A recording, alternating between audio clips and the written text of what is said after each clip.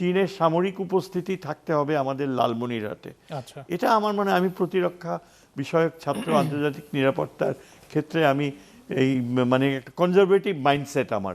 এই দিক থেকে আমি মনে করি যে ভারত যেমন এই পাশেই তার হাসিমারা এয়ারবেসে অত্যন্ত শক্তিশালী প্রতিরক্ষা S-400, তারপর কয়েক শত ভারতের তৈরি মিসাইলস, মেরিনা মিসাইলস বোধহয় নাম, এবং তারপরে 7টা না 8টা এই রাফেল জেটস, এগুলো আমরা সহজেই চিন্তা করতে পারি যে এগুলো চীনের উত্তর দিকের হুমকিকে মোকাবেলা করার জন্য।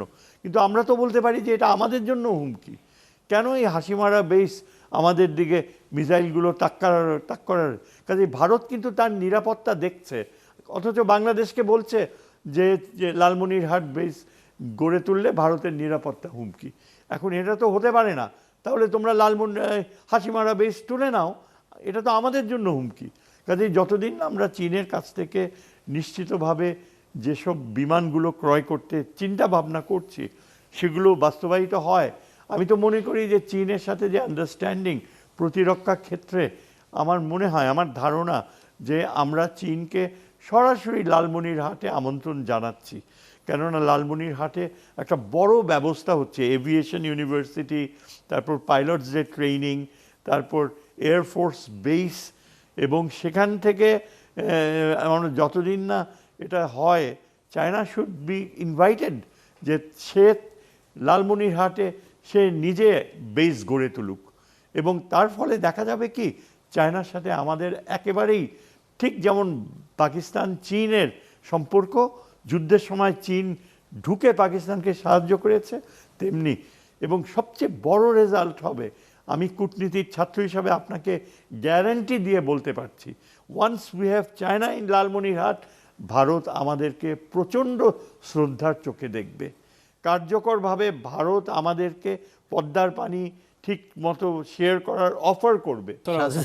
ভাইয়ের সাথে যোগ করতে চাই, খুবই মানে উইশফুল থিঙ্কিং, অর্থাৎ যেটা হচ্ছে খুবই ভবিষ্যৎ একটা বর্ণিল ভবিষ্যতের চিত্র দিলেন। এরকম যদি এই অঞ্চলের রাজনীতি, এই অঞ্চলে ভূ রাজনীতি এবং কূটনীতি হয় খুবই ভালো, কিন্তু বাস্তবতা কিন্তু একটু কঠিন। এই কারণে এই যে চীনের প্রধানমন্ত্রী প্রথম সফর, কোনো চুক্তি হলো না, শুধু এমইউ সই হলো।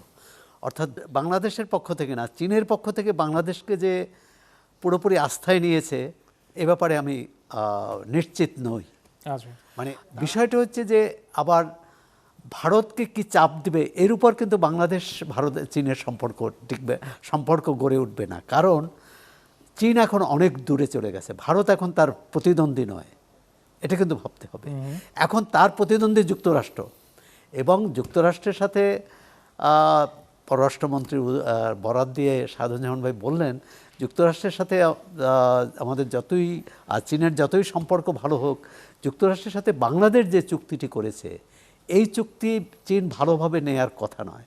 কিন্তু ওখানে একটি ধারা আছে, মানে অগণতান্ত্রিক, মানে চীন, রাশিয়া, এসব দেশকেই বোঝানো হয়েছে, উত্তর কোরিয়া বা কিউবা, অগণতান্ত্রিক নন ডেমোক্রেটিক অগণতান্ত্রিক দেশের সাথে বাংলাদেশ যদি কোনো সহযোগিতামূলক চুক্তি করে, সেই চুক্তির বিষয়ে যুক্তরাষ্ট্রের সম্মতি থাকতে হবে। অর্থাৎ যুক্তরাষ্ট্র যদি মনে করে এই চুক্তি তার জন্য ক্ষতিকর, তাহলে বাংলাদেশ কিন্তু তাহলে তারা কিন্তু বাধা দেবে।